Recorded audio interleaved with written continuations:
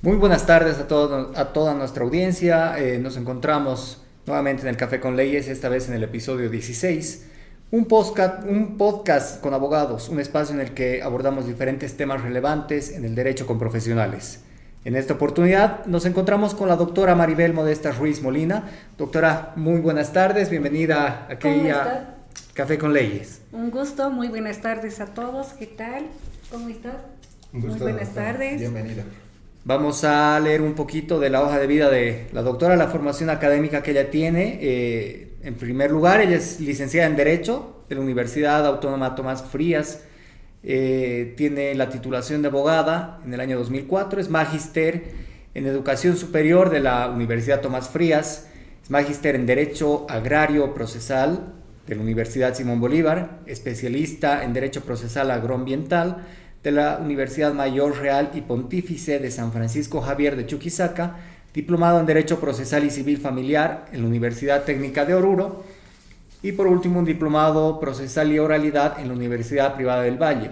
Dentro de la experiencia profesional ha fungido mucho como docente, es por eso que conoce de esta área, el área de impartir conocimiento. Ha formado también, ha sido juez agroambiental en Ucía, en San Pedro de Buenavista. Ha trabajado dentro del juzgado agrario agroambiental en Ucía, Buenavista, también ya lo habíamos mencionado, en la provincia José María Linares, en el departamento de Potosí, dentro de algunos de los cargos que ha ejercido la doctora. Vamos a empezar con esta jornada de entrevistas. Por favor, David. Continuando con este programa, vamos a ir a la sección de preguntas, ¿no? Directamente, porque en esta primera parte, doctora, bienvenido, como ya es de su conocimiento, entonces aquí vamos a ir con rondas de preguntas, ¿no?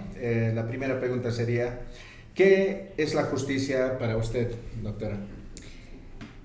Una pregunta bastante importante, ¿no? La justicia es, de acuerdo a lo que nos enseñaban en la facultad, es dar a cada quien lo que le corresponde.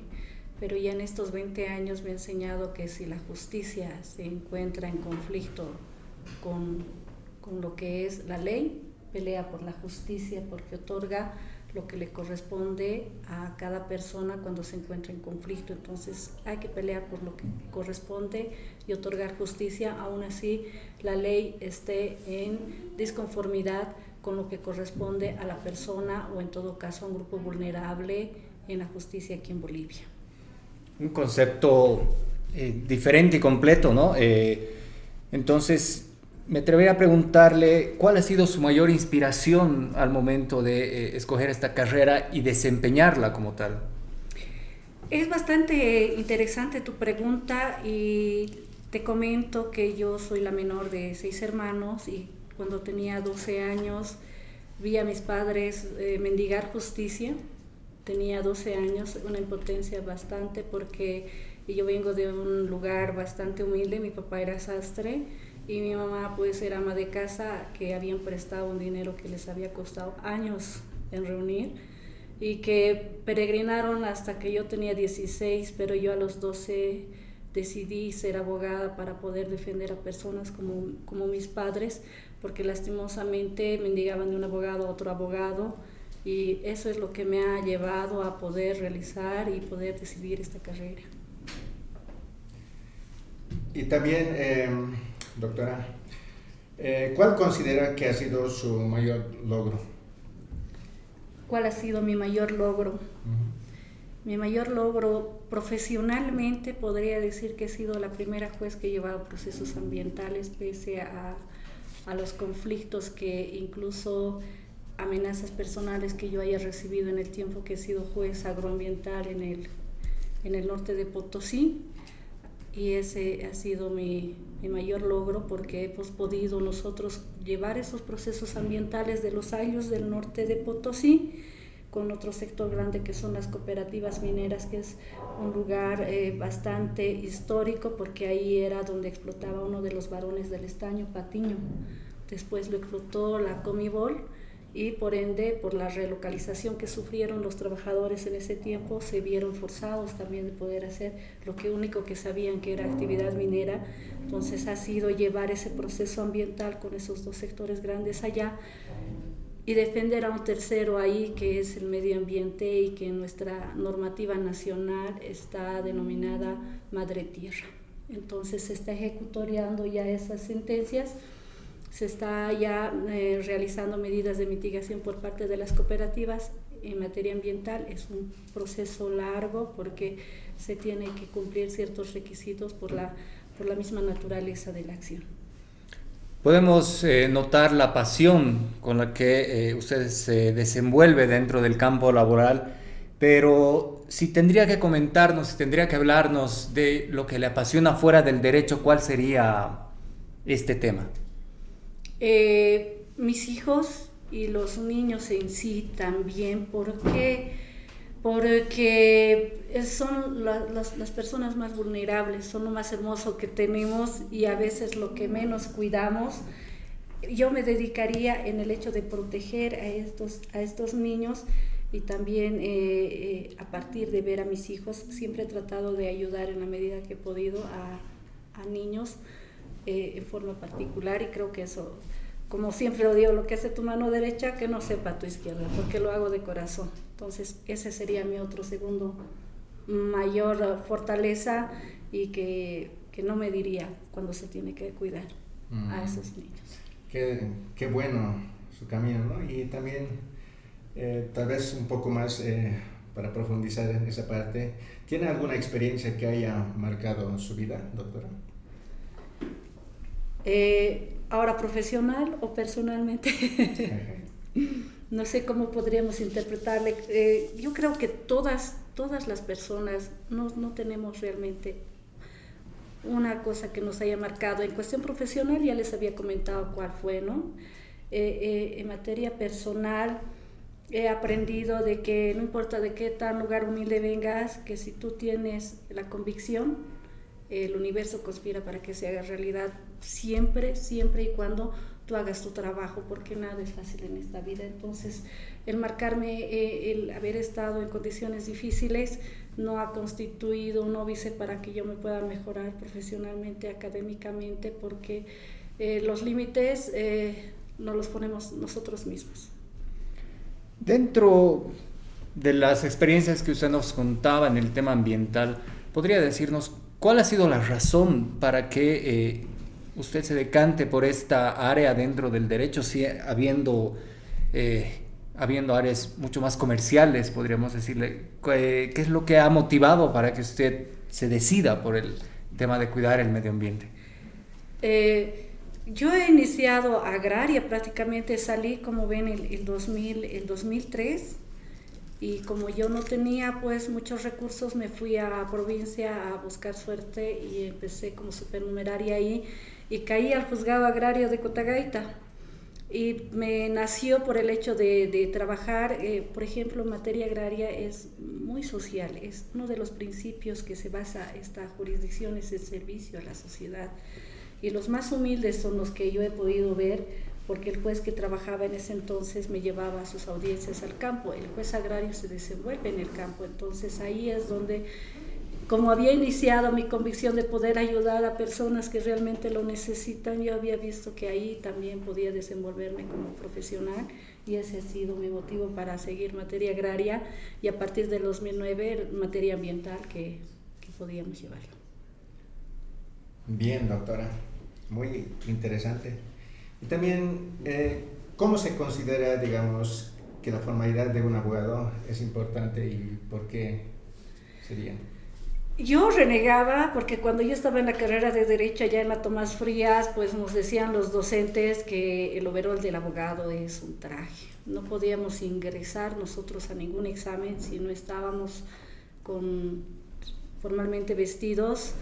Y decíamos, pues, ¿qué vamos a hacer, no? Entonces, me parece importante la presentación de un profesional abogado pese a que decimos que podemos, dentro del marco del respeto, influye mucho, porque yo había llevado oratoria en la universidad en cuanto a la presencia y poder desenvolverse y demostrarle seguridad a tu cliente también. Entonces me parece no esencial, pero sí importante, porque por ejemplo yo soy juez agroambiental, imagínense con mi traje en el campo, o sea, yo creo que hay escenarios para poder también ver la formalidad como formalidad, tal vez en un juicio oral en materia penal, porque si te vas al campo, ya sea en materia agraria o ambiental, te tienes que poner botas y un casco para ir, ¿no? Hay escenarios donde debería existir la formalidad.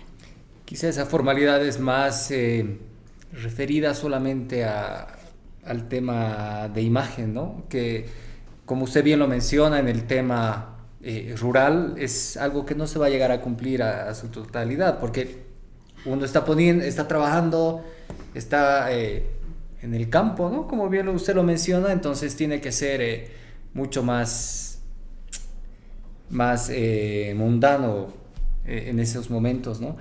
Dentro de la experiencia que usted tiene de todos estos años que ya ha ejercido la carrera, ¿qué es lo que le gustaría mejorar? Si usted si hace un análisis a todo lo que ya ha vivido, ¿cuáles son los campos que quisiera mejorar dentro de su carrera profesional? Bien, como les he explicado, yo he nacido agraria, he iniciado la cuestión ambiental, para el cuidado medioambiental. Existen muchas debilidades en cuanto a la jurisdicción agroambiental, porque yo he sido juez más de 10 años, y esas debilidades les puedo hablar porque en materia ambiental necesitamos técnicos. Hay otras jurisdicciones, puedo referirme a Chile, por ejemplo, donde están compuestos el tribunal por un técnico y un abogado. Es bastante interesante cuando definen y sacan una sentencia, por ejemplo. En cambio, en lo que es la jurisdicción agroambiental, es una fortaleza porque a nivel de Latinoamérica es una jurisdicción especializada que tenemos aquí en Bolivia.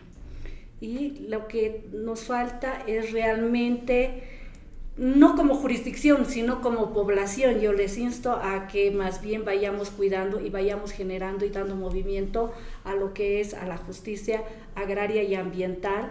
¿Por qué? Porque estamos cuidando a un tercero que no tiene voz, que como les decía es la madre tierra. Esa es una de las debilidades, no tanto como jurisdicción, sino como población. Muy buena la trayectoria, realmente, doctora. Es admirable, ¿no? Es muy importante también, ¿no?, el tema agrario, ¿no?, porque es muy amplio, ¿no? A pesar de que nosotros hemos conocido un poco clarificando desde 1952, ¿no?, desde las décadas del presidente Víctor Paz Estenssoro, ¿no? Así es, cuando hablamos de la reforma agraria es bastante interesante porque en 1952 se ha hablado de este principio que sigue ahora constitucional de que la tierra es de quien la trabaja, ¿ya? Porque sabíamos que había patrones y donde ellos pues tenían la acumulación de tierras en lo que son haciendas, en lo que son en diferentes partes del país, pero como justicia agraria todavía no nació porque estaba juntamente con la vía administrativa, es decir, iniciaba el proceso para tu derecho propietario agrario ante el juez agrario móvil, que por lo general era una persona que conocía, no era siempre un abogado, y esto terminaba en la superintendencia de lo que es el Servicio Nacional de Reforma Agraria aquí en la ciudad de La Paz. Entonces no se hacía justicia, sino que servía el juez agrario móvil para poder realizar todo el trámite y terminaba con una resolución administrativa para tener un título ejecutorial, que es un documento que otorga derecho propietario agrario. Podríamos decir que realmente nació la justicia agraria en lo que corresponde con la ley INRA, que es de 1996. Ahí ya se dividió las atribuciones tanto del INRA como el Instituto Nacional de Reforma Agraria en cuanto a lo que corresponde el proceso de saneamiento en sí, que ahí termina el título ejecutorial, y esta justicia agraria que es competente para la posesión de interdictos de retener, recobrar y adquirir a posesión, el uso y aprovechamiento de agua en cuanto al derecho propietario y todo lo que correspondía a conflictos en cuanto a ganado, deslindes, o sea, bastante interesante. Entonces ahí podríamos decir que nació la justicia agraria. Muy interesante, doctora. ¿Y cómo mantiene, digamos, el equilibrio entre su vida personal y profesional? Difícil, Es bastante difícil. Debo contarles que yo tengo 4 hermosos hijos. Tengo una niña y 3 niños. Y aprovecho en este momento de agradecerles a ellos porque ellos han sido una fortaleza para mí y que me han apoyado siempre para poder ellos decir, ayudar a otra gente también. Entonces, no podría decir que soy una excelente madre, porque a veces he sido más profesional por querer ayudar en el trabajo que yo tenía. Es difícil, pero creo que en este tiempo que nos encontramos estamos viviendo esa época donde una mamá y un papá tienen que salir para poder solventar también y darles una vida más o menos razonable a los hijos que en el futuro espero que lo entiendan. Sí. Usted, como abogada, ¿qué fortalezas considera que tiene Maribel Modesta Ruiz Molina? La convicción de la justicia. Yo tengo esa convicción en el hecho de poder, y ahora en materia ambiental que lo he vivido, soy la primera defensora de la madre tierra. Yo me considero en el hecho de que conforme a las competencias establecidas en el 189 de la Constitución Política del Estado y lo que es el 252 de la Ley del órgano judicial, que están las competencias de los jueces agroambientales, donde establece la prevención, donde establece la responsabilidad ambiental en cuanto a agua, forestal, biodiversidad, contratos de recursos naturales. Es tan amplia y tan bonita esa competencia que, como les digo, el juez agroambiental incluso de oficio puede imponer medidas cautelares ambientales en pro de la naturaleza bajo el principio de indubio pro natura, que es la duda razonable a favor de la naturaleza. O sea, es bien bonita la materia ambiental. Esa es la fortaleza de Maribel como Maribel y como agraria, el principio de la cultura de paz, porque es un principio que rescato de la Constitución y de los pueblos indígenas que también tienen mucho que enseñarnos y que debemos aplicar por el principio de coordinación y cooperación establecido en la Ley de Deslinde Jurisdiccional y establecido en el 192 de la Constitución Política del Estado. Muy bien, doctora. Y también, como estamos en vivo, también los seguidores preguntan, ¿no? Dice, ¿qué consejo daría para la concientización para preservar el medio ambiente? ¿No? La pregunta, ¿no? Sí, me parece, más que conciencia, es una educación ambiental que nos falta como país. He podido verificar en este tiempo de que los humanos, y más los bolivianos, debo decirlo, de que creemos que el Estado y las instituciones públicas tienen que hacerlo todo por nosotros, cuando más que un derecho es una obligación también. La Constitución establece que la sociedad es responsable también del cuidado del medio ambiente. El hecho de llevar tu basura en tu bolsillo, imagínate que lo hagas en 30 días, son 30 basuras menos, imagínate que lo hagas en un año, son 360 basura menos, y si hablamos del nylon, realmente le haríamos un favor a la naturaleza, porque solamente como un ejemplo les doy que el nylon pues se degrada más o menos en 300 o 400 años. O sea, a ese nivel nos estamos. Con esta pregunta entonces que nos han hecho en redes, yo creo que podemos pasar a hablar un poquito más del tema del área profesional. Ya hemos conocido quién es Maribel Modesta Ruiz Molina, abogada de profesión, y ahora vamos a hablar un poco más de la experiencia que ella tiene dentro de su desenvolvimiento como abogada, ¿no? David, por favor, si podemos empezar con las preguntas. Sí, vamos a pasar a la sección 2, ¿no? Doctora, ¿qué reformas universitarias, o sea, digamos, ya sea, digamos, temáticas metodológicas, ¿no? Propondría, digamos, para mejorar la enseñanza en derecho en el país? Gracias por la pregunta. ¿Sí, no? Miren, yo he sido docente universitaria, he visto la malla curricular, por ejemplo, de la Tomás Frías, he visto la malla curricular de algunas universidades, y el derecho ambiental no está considerado, lo forman parte del derecho agrario. Yo lo había llevado derecho agrario y derecho ambiental, pues prácticamente muy rápido.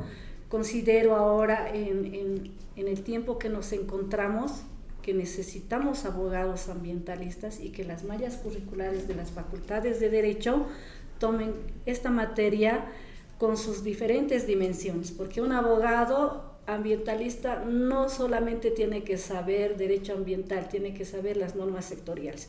Por ejemplo, si hablamos en materia minera, tiene que saber la 535, tiene que saber qué es la RAM, tiene que saber la 755, que es la ley de lo que corresponde a residuos sólidos, tiene que saber la ley forestal, tiene que saber todo lo que corresponde a la ley de aguas, por ejemplo, la seguridad alimentaria, o sea, todo eso que conlleva materia ambiental, y no solamente llevarse como un tema, sino que podría incluso llevarse en las diferentes gestiones, como lo hacemos en derecho civil, ¿no es cierto? Lo llevamos personas, lo llevamos contratos, derechos reales. Entonces creo que tendríamos y tendría que darse este cambio en la malla curricular para realmente poder mover y cuidar el medio ambiente, que no es derecho de nosotros, sino de las generaciones futuras y de todos los seres vivos.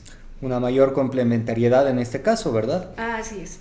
Dentro de todos los años que usted tiene de experiencia, tanto como estudiante en primera instancia y después ya como abogado profesional, ¿cuáles son los 3 libros que usted recomendaría para aquellas personas que están empezando en este camino?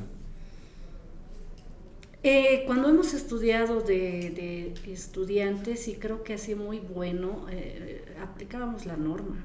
O sea, la verdad, un libro, creo que ahora, y cuando yo he sido docente también nos solicitaban que tengamos un contenido que lo realice el docente, ¿verdad? Y creo que ahora también lo hacen así. En cambio, cuando yo estaba en la carrera, nos abocábamos a la norma, y en cuanto a la práctica forense, que es algo que se me ha quedado. Ahora, un libro que me ha llamado bastante la atención, pese a que es en materia penal, es la jurisprudencia y la aplicación en el juicio oral del doctor José Emilio Pinto Andia. Y si bien es en materia penal, él pone sentencias constitucionales, podríamos decir hitos, que pueden aplicarse a diferentes áreas también, y que yo lo he utilizado en materia agroambiental. Si bien es materia ambiental, lo he aplicado por analogía, porque estamos hablando de lo que corresponde, ¿cómo les puedo decir? Derechos de primera generación, derecho a la vida, por ejemplo, que va de la mano con un medio ambiente sano. Bueno, esto es Café con Leyes. Seguimos, ¿no? En las redes sociales preguntan, dice, hay una pregunta que viene, dice, ¿qué opinas sobre los derechos de los animales? Es importante, como les decíamos, si hacemos una interpretación correcta, cuando hablamos del derecho, ha habido un cambio trascendental en cuanto a lo que era en mi época de estudiante y en la época que ahora estamos hablando a los estudiantes que se encuentran presentes, cuando hablamos de un Estado de Derecho legislado, es decir, aplicar la ley solamente exegéticamente, ¿no? En cambio, ahora estamos en un Estado de Derecho, que es interpretación de las normas y bajo el principio de favorabilidad. Cuando hablamos de la protección de estos animalitos, sabemos que existe una ley que protege a los animales domésticos, pero estos animales domésticos solamente estamos hablando de los perritos y gatitos. Tendríamos que ver que el Estado vaya más en protección, por ejemplo, en los mataderos. Ustedes no se han fijado, yo he visto, es bastante traumante para el animalito, para cuando es llevado a este lugar. Entonces, hay en otros países que se utiliza otro tipo de métodos para que tengan menos sufrimiento. Y en cuanto a la biodiversidad, tenemos también lo que son tratados internacionales del cuidado, por ejemplo. Y como les puedo dar como dato, existen 16 especies en el estado plurinacional en peligro de extinción. Entre esos el cóndor, que es uno de nuestros símbolos patrios. Bien, doctora. Y continuando, ¿no?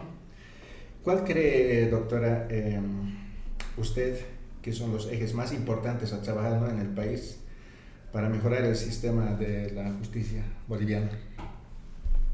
Empezaríamos de las universidades. Yo he visto como docente, puede ser malo, todo cambio es bueno, pero también a veces lo que se hacía antes atrás era también bueno. El hecho de poder demostrar realmente la ética, creo que es un valor que se ha perdido. Y he visto abogados jóvenes que hacen lo que sea cuando realmente deberíamos ir por la justicia. Pienso que la cuestión ética tiene que ser de vuelta al país. Otro eje de que realmente los órganos del Estado sean independientes, como lo dice la Constitución Política del Estado, estos 4 órganos que están establecidos. Y uno tercero diría en el hecho de que tenemos que mejorar como país en cuanto a la educación, porque nos hemos vuelto muy repetitivos. Creemos que el hecho de una función pública es lo más importante, y en este tiempo que estoy yo necesitamos emprendedores, porque Bolivia tiene mucho para explotar, y creo que eso es lo que ahora debemos enseñarles a nuestros hijos. Es bastante importante también la educación para mejorar el país como país, empezar por la educación en esos 3 sentidos. Dentro de esta última pregunta, se genera algo, ¿no? Cuando usted menciona la independencia, entonces la independencia de poderes nos da lugar a esta próxima pregunta, que es un poco más dura, digámoslo así, porque no muchas personas, no muchos abogados se atreven a responderla, ¿no? ¿Usted considera que actualmente el país tiene esa separación de poderes con la cual deberían fungir las leyes? Yo te digo por qué se han abstenido de contestar. Es una pregunta muy difícil, pero creo que es importante decirlo. No es una justicia independiente la que actualmente tenemos, porque existe bastante injerencia, y eso lo saben todos los bolivianos aquí. Entonces peleemos por una justicia que realmente pueda ser independiente como órgano del Estado, y como órgano, como dice la Constitución, independiente para otorgar justicia a los que tienen que otorgar justicia, que son a todos los bolivianos. Continuando, doctora, ¿no? En las redes sociales hay preguntas que siguen llegando, ¿no? Dice, ¿qué haría para ayudar en la recuperación de todo lo que se quemaron nuestras áreas verdes, ¿no? Sí, es bastante importante. Te comento de que eso también lo sabemos todos. Lastimosamente, esto está pasando desde el 2019, y prácticamente podríamos decir una década, donde nosotros como Bolivia y como Estado no hemos sabido manejar estas quemas irresponsables, las cuales han sido otorgadas y han sido permitidas por el Estado. Hay decretos supremos donde se ha determinado los chaqueos para que se puedan realizar y se puedan ampliar el área agrícola y ganadera dentro del país. Y el mal manejo, porque norma tenemos, la ley forestal y el reglamento establece lo que son los cortafuegos para que no pueda ocurrir estas desgracias que nos ha ocurrido ahora en lo que es la Chiquitanía aquí en Bolivia. ¿Y qué soluciones podemos hacer? Y me parece importante ser parte de la solución. Nos vemos después de quemar millones de hectáreas, millones de familias, miles de familias, afectadas dentro de lo que es el oriente boliviano, ir a donar algunas cosas, aguas, pero tenemos que ver el fondo real, que no vuelva a ocurrir esto. Ya no tiene que volver a ocurrir. Yo hablaba con un especialista forestal, porque no lo soy, ¿no? Tengo que ser honesta, en el hecho de que decía de que se puede llevar y se puede mejorar y se puede cuidar los pulmones de Bolivia y en realidad de Latinoamérica con lo que es la tecnología. Esta aplicación de tecnología satelitalmente ayudaría a poder encontrar estos focos de calor y poder tratar de mitigarlo de la mayor rapidez posible, que no tenemos, y es por eso que nos ha pasado todo esto, ¿no? Claro, y en este caso el tema que se aplica con esta tecnología es la diferenciación de lo que es un foco de calor y lo que es un incendio, ¿no? Porque claro que sí. Parte por ahí el punto principal. Ya que nos ha mencionado, tal vez saliéndonos un poquito del contexto, usted ¿qué opinión tiene respecto a las leyes incendiarias, al paquete de leyes incendiarias que se tiene actualmente en la legislación boliviana? Miren, es bastante interesante lo que acabas de preguntarme, porque si vemos las sanciones económicas es bastante pues irrisoria para el daño realmente, el ecocidio que ha pasado en nuestro país, porque no estamos hablando solamente de bosques, o sea, de árboles, estamos hablando de la vivienda, de muchos animalitos, de biodiversidad. Y sabían que para poder más o menos restablecerse necesita entre 5 y 10 años. Y la última quema que más o menos parecidas hemos tenido ha sido el 2019, 20, 21, 22, 23, 24, o sea, lo poco que estaba regenerándose en cuanto a lo que se había perdido ese tiempo, se ha vuelto a deforestar y se ha vuelto a quemar. Este ecocidio tiene que ser sancionado y la vía administrativa, que en este caso es el Ministerio de Medio Ambiente y lo que es la BT, son multas pues irrisorias. Y cuando se ha encontrado a algunas personas en flagrancia, les han sancionado de forma que no se puede ni reforestar, como les puedo decir, unos 100 árboles, ¿ya? O sea, estamos llegando a esa medida. ¿Quién tendría que ser la justicia ambiental? Tendría que moverse ante el juez agroambiental en esa instancia por responsabilidad ambiental y por el daño ambiental, lo cual la justicia ambiental en nuestro país es competente para llevar adelante. Y, doctora, continuando, ¿no? ¿Cómo diagnosticaría usted el ordenamiento jurídico boliviano? Si me mejoras la pregunta para que yo te vaya contestando, o yo voy a tal vez malinterpretar ese diagnóstico, ¿a qué exactamente más o menos te referirías? Más o menos esto de qué viene, en las redes sociales se pregunta, ¿no? Tiene que haber dicen, una ley severa, sanción, porque con la contaminación del medio ambiente un poquito ha ido afectando bastante, ¿no? Incluso con últimas noticias han salido de que puede haber una lluvia negra, dice, ¿no? En Santa Cruz, ¿no? Por causa del humo, ¿no? Eso han hablado, ¿no? Entonces, esta parte más o menos se refería, ¿no? A eso, la pregunta, ¿no? ¿Cómo diagnosticaría usted el ordenamiento jurídico boliviano? O sea, que esa parte, ¿cómo se puede mejorar? Seguimos en el mismo punto en cuanto a lo que realmente se podría hacer y qué daños realmente. Si nos ponemos a ver los efectos que produce esto, no es solamente el ecocidio que ha pasado en cuanto a nuestros bosques y la pérdida de biodiversidad, sino también a lo que es la afectación humana hacia nosotros. En cuanto al aire, ha bajado los parámetros permisibles de respiración, por ejemplo, en Santa Cruz, en lo que ha sido Beni, y ha llegado, si ustedes se han dado cuenta, vivíamos pues con una humareda también hasta en La Paz, yo que estaba en Sucre, lo he vivido también, y quieras o no, eso nos va a afectar a nuestros pulmones y los cuales no vamos a poder nosotros medir porque ahorita no lo estamos sintiendo, sino es algo, una consecuencia que en un futuro lo vamos a verificar. En cuestión ambiental y la responsabilidad, les decía, por ejemplo, tiene que hacerse estas denuncias inmediatas, porque cuando hablamos en cuanto al humo, en cuanto al aire, o sea, llueve, ya cambia el aire para nosotros. Entonces, estas denuncias tienen que moverse, pienso, la jurisdicción agroambiental y hacer estos, porque hay institutos en cuanto a lo que corresponde, los parámetros permisibles del aire, en cuanto a la responsabilidad por la quema, para determinar el área. O sea, se necesita equipos multidisciplinarios que se tendrían que mover en la jurisdicción agroambiental para poder determinar. Ahora viene la pregunta, es difícil encontrar a los responsables para poder determinar también estas responsabilidades económicas, pero podríamos hacer algo con relación a poder reforestar, que sería la primera medida para poder reconstruir lo que se ha perdido.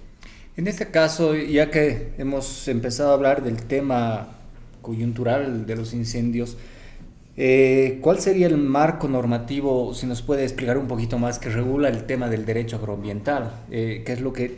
Porque muchos no conocemos ese tema, ¿no?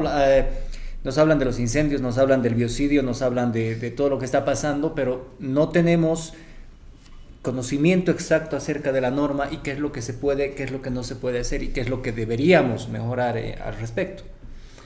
Gracias por tu pregunta. Voy a tratarlo de hacer lo más sensible y sencillo posible. En materia ambiental está protegida la madre tierra, el medio ambiente en la Constitución Política del Estado, que es la norma macro del Estado plurinacional. Después de la Constitución Política del Estado, en ella nace la competencia de esta jurisdicción agroambiental, donde establece que la jurisdicción agroambiental es competente para conocer cuestión forestal, cuestión de agua, biodiversidad, recursos naturales, daño ambiental, prevención ambiental. Todo lo que se imaginen es competencia de los jueces agroambientales, incluso contratos de recursos naturales. Es competente también de acuerdo a lo que establece al Tribunal Agroambiental en esa instancia. Después de la Constitución está la ley del órgano judicial. La ley del órgano judicial está establecida las competencias para los jueces agroambientales en el artículo 152, donde establece los parámetros que les decía: prevención, responsabilidad y daño ambiental, ¿no? Entonces, después de eso, ¿qué trámite se puede hacer en la jurisdicción agroambiental? No tenemos un código procesal agroambiental en el país, es una norma que han estado peleando las anteriores autoridades, pero lo que en mi caso ha visto lo necesario, tenemos la ley 1715 que está establecido el proceso agrario ahí, y ese procedimiento se ha utilizado, y utilizando supletoriamente las normas civiles que nos da el artículo 78 de esta norma para acudir a las normas civiles. Entonces, el procedimiento que se utiliza para las acciones ambientales, de acuerdo a su naturaleza, es esa. Hemos aplicado el artículo 252 y el 410, que ustedes bien saben que es el bloque de constitucionalidad en cuanto al derecho, y el 252 establece que cualquier tratado o convenio internacional ratificado en el país se tiene como norma dentro del mismo. Entonces, el Acuerdo de Escazú establece la justicia ambiental. Entonces, a partir de esa normativa, y el 152 establece de manera clara, dice que cuando se esté tramitando una acción ambiental en cuanto a responsabilidad ambiental de prevención, tiene que utilizarse las normas especiales, y las normas especiales, interpretando la norma, son las normas sectoriales de acuerdo al recurso que se esté tramitando. Estamos hablando de incendios, tendríamos que aplicar la ley forestal, sus normas conexas, y además también todas estas normativas de los chaqueos que se ha dado, y esta otra última que hemos visto que se ha dado, que es la pausa ambiental por tanta pérdida que había existido. Y una vez eso, en materia ambiental tenemos que tener cuidado en cuanto a la prueba científica. Lo que les decía, es bien importante en qué momento vamos a poder hacer esa prueba científica y cuánto de valoración le vamos a dar en materia ambiental. Una vez concluido eso, porque como les digo, ya están en las normas también establecidas, se va a dictar sentencia, y en ella puede acudirse ante el Tribunal Agroambiental en recurso de casación, y si es ejecutoria, pues ya se va poniendo medidas de mitigación real al proceso que se haya llevado por el juez. Muy bueno la ilustración, ¿no? Creo que he sido corta y concisa. Sí, nos ha dado un pantallazo completo. Y continuando esto también, como es café con leche también. Ay, sí, muchísimas gracias. Muchas gracias. Bueno, continuando, doctora, ¿no? Es muy importante porque las redes sociales están felices, ¿no? Y hay bastante apoyo para usted. Muchísimas gracias. Nos felicitan en toda esa situación. Gracias. Sí. Continuando con esta ronda de preguntas, ¿no? ¿Qué importancia tiene la ley de la Madre Tierra en la tutela del medio ambiente en Bolivia? Sabemos que, y nos están enseñando en las carreras, los derechos de primera generación, que son los derechos a la vida, derechos a la salud, ¿verdad? Los derechos de segunda generación, el derecho a la libre expresión, y los derechos de tercera generación, que se llaman derechos difusos o colectivos. En materia ambiental, por ejemplo, se tendría que entender que estarían los derechos de tercera generación, pero la Corte Interamericana de Derechos Humanos ha hecho una interpretación en cuanto a lo que es el medio ambiente, y esta ley 071 del Estado Plurinacional, que es una ley postconstitucional, le tiene ya no como un objeto a la Madre Tierra, sino que en el artículo 5 la establece como un sujeto de derechos colectivos y por ende tiene que ser resguardado por esta jurisdicción agroambiental. Y como les decía, de la Corte Interamericana establece que el derecho del medio ambiente siempre va a ir de la mano al derecho de la vida y la salud, porque son socioambientales, van a afectar siempre a las personas también, cualquier contaminación ambiental. Entonces estamos evolucionando en cuanto al derecho y en cuanto a la forma de considerarlo ya no un objeto de disposición, sino un sujeto de derechos al igual que nosotros a la madre tierra. Es lo que mucha gente no conoce en el país, ¿no? Respecto a la Constitución que tenemos, la norma que usted está mencionando en este momento, donde se tiene una mayor prioridad respecto al medio ambiente. Es tanto así que en algunos otros países en Europa se analizaba la Constitución que nosotros tenemos respecto a lo que vemos a la madre tierra, ¿no? a nuestra Pachamama.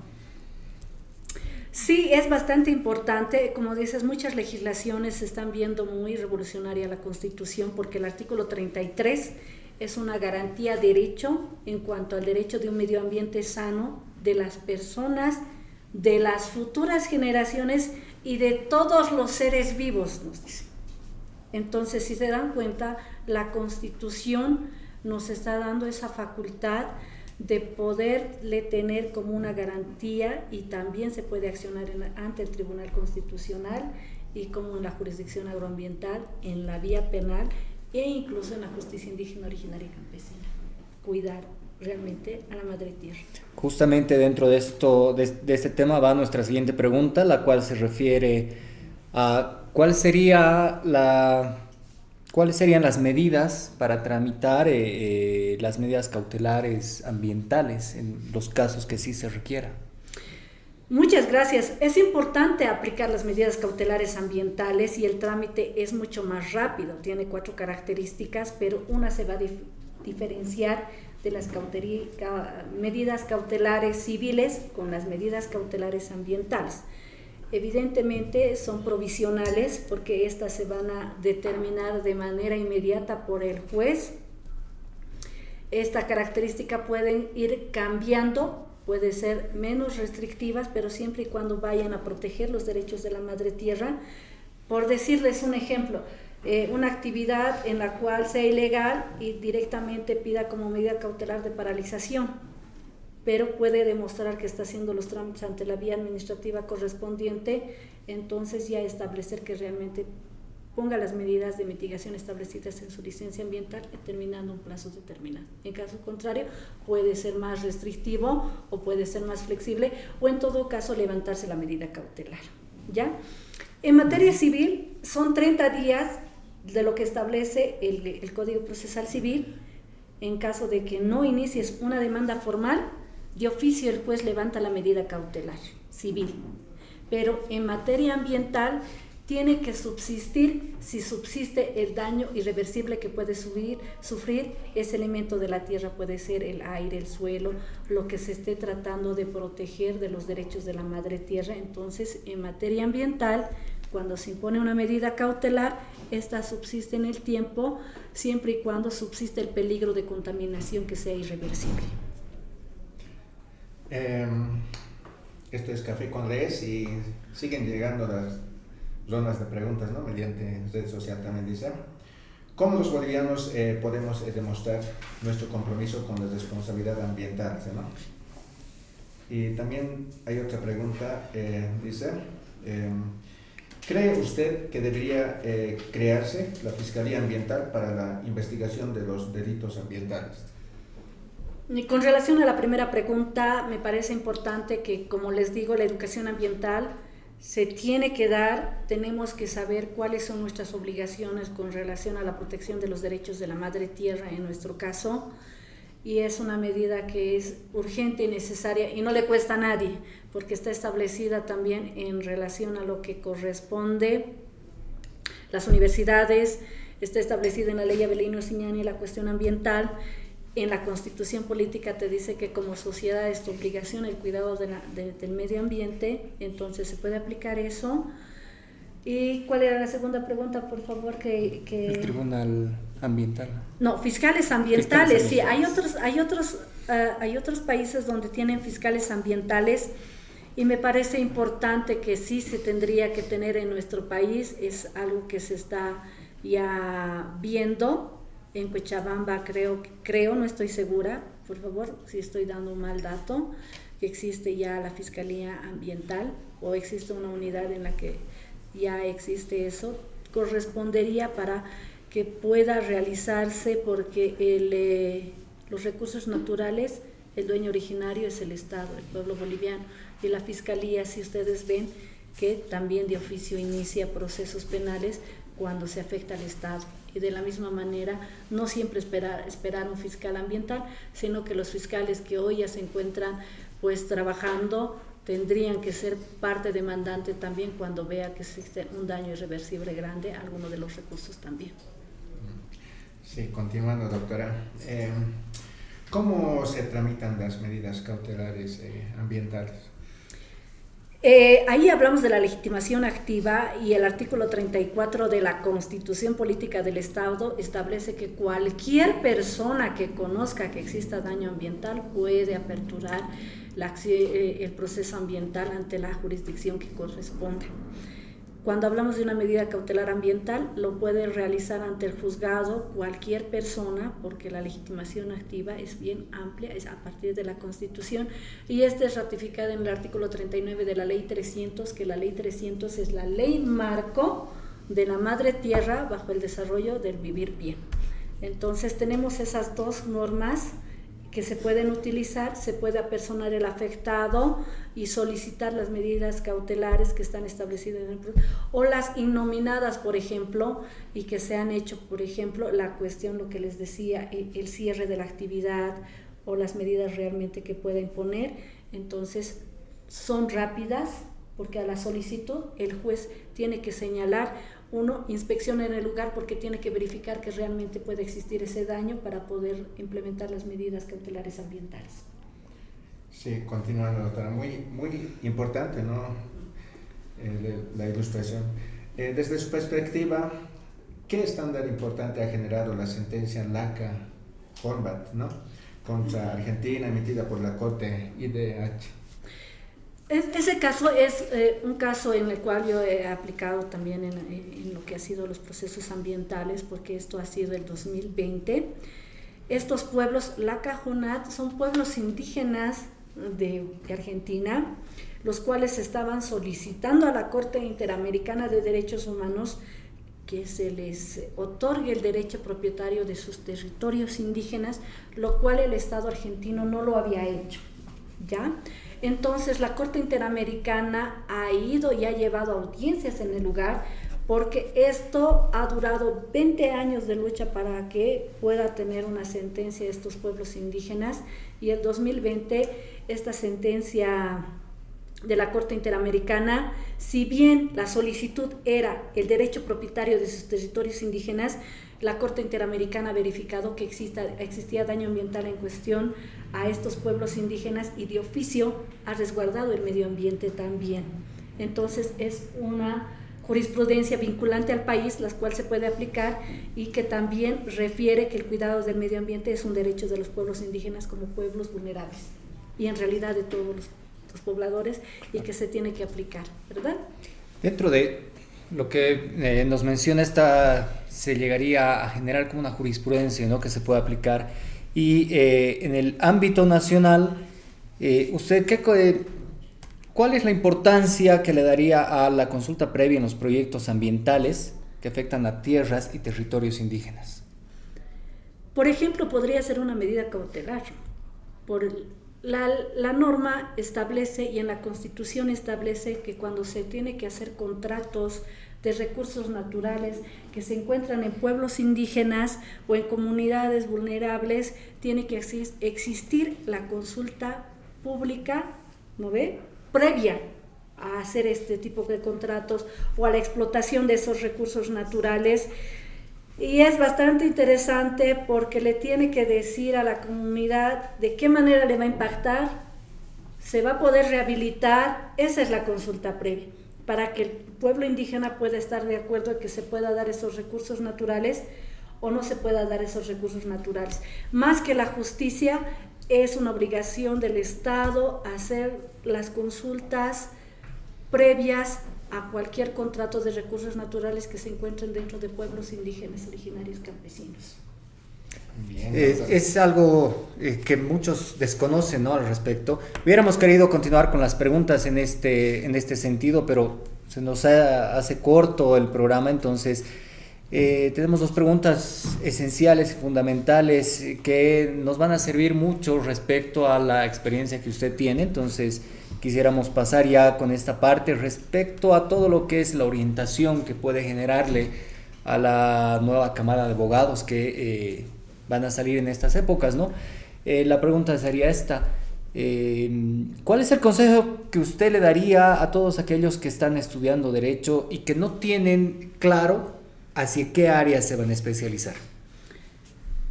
Sean abogados ambientalistas. Necesitamos muchos. No existe en estos 20 años y en cuestión ambiental, en los 6 años que he estado en materia ambiental, abogados ambientalistas. Yo les insto y les llamo a todos los jóvenes universitarios de la carrera de la poderosa carrera de Derecho, de que uno de los principios es el servir como abogado. ¿Y qué tal si servimos para cuidar a nuestra madre tierra como servidores y protectores? E incluso les puedo asegurar que les puede ir mejor que en materia penal, porque en materia ambiental hay un principio que es, por ejemplo, la inversión de la carga de la prueba. Como en materia laboral, ¿no es cierto?, de que el patrón no tiene que demostrar que no ha vulnerado los derechos del trabajador. En materia ambiental hay dos principios: contaminador-pagador, la inversión de la carga de la prueba, y el principio indubio pro natura. Este principio indubio pro natura sale del principio indubio pro reo, la duda razonable a favor del reo, pero en este caso es la duda razonable a favor de la naturaleza.